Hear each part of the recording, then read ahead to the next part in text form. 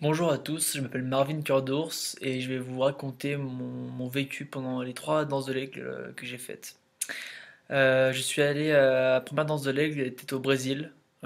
C'était principalement pourquoi j'y suis allé, c'est parce qu'elle était au Brésil.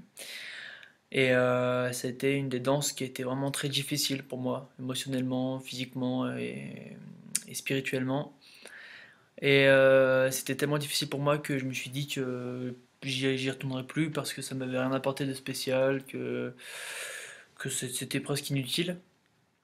Et en fait, j'ai eu un moment, j'ai eu ce sentiment de quelque chose de pas fini en fait, de quelque chose ce n'était que le commencement de quelque chose. Alors j'ai sauté encore dans l'inconnu, encore plus.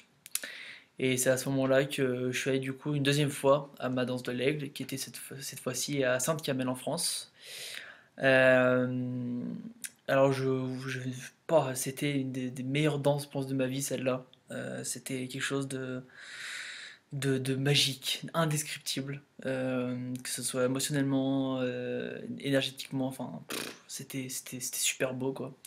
De voir tout le monde se réunir, faire des millions de kilomètres juste pour se retrouver là-bas à Sainte-Camelle, devant l'Arbre de Vie, devant Shining, et de ressentir cette énergie de grande famille, quoi, de grande lignée.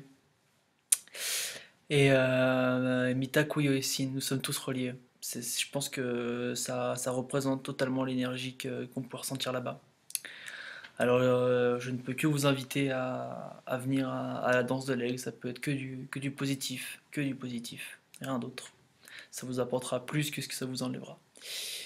Alors, je vous dis à l'été prochain ou à cet été, et bonne journée à vous.